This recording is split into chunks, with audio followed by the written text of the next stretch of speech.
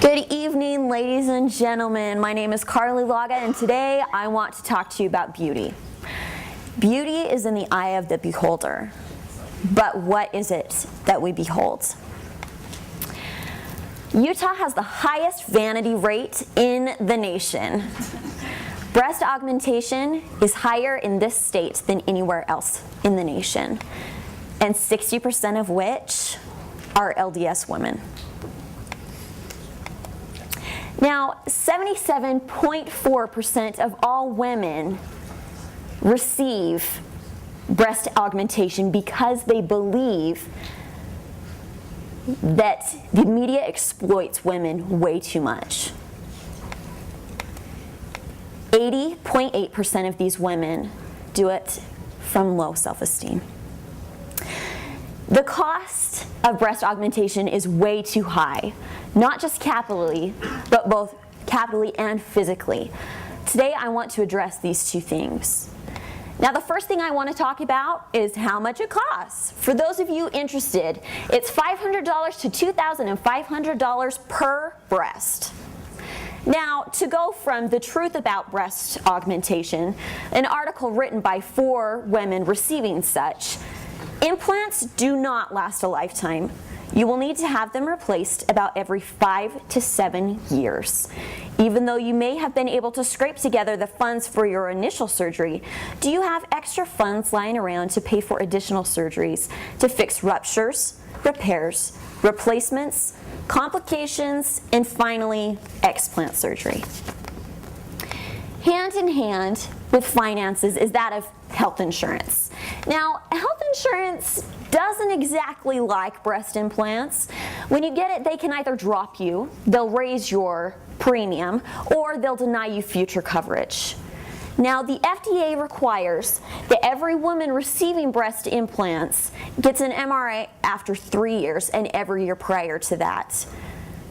Your health insurance does not cover this cost.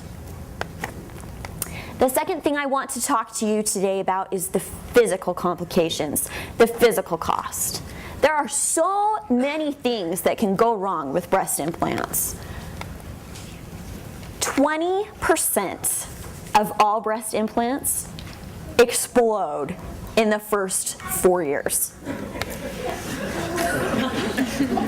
In 13 to 15 years, 85% explode. Now, this is extremely painful and can dramatically lower your immune system. The other medical complication that's most common with breast augmentation is that of capsule contracture. What happens is when the doctor implants the implant into you, he leaves a little bubble in there. Now, your body automatically attacks the implant. It's a foreign object, and it forms a capsule around it to protect itself from the harmful substances therein.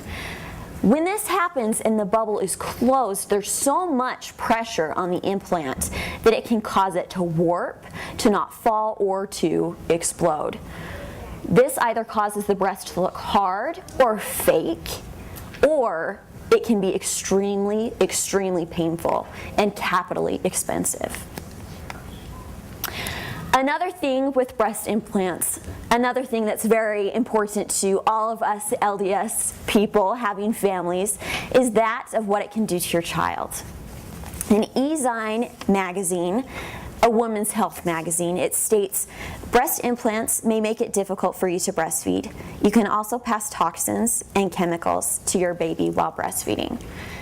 This isn't whether or not the breast implant has exploded. There are antibodies in your body that can be passed on to the children.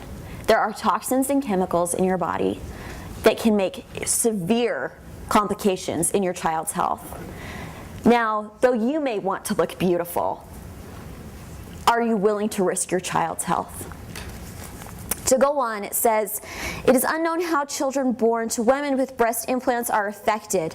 There have been many reports of children experiencing similar health problems as their mothers who have breast implants. In fact, the FDA Consumer Handbook discusses the Institute of Medicine's finding and says it is not known what effect breast implants may have on an unborn baby or a fetus. or a nursing infant. I don't think any of us understand how prevalent breast implants are in our society.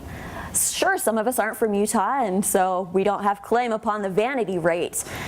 But as I was speaking to my friends about my speech issue, she said that 30% of her graduating class, high school girls, had received breast implants as the graduation present from their family.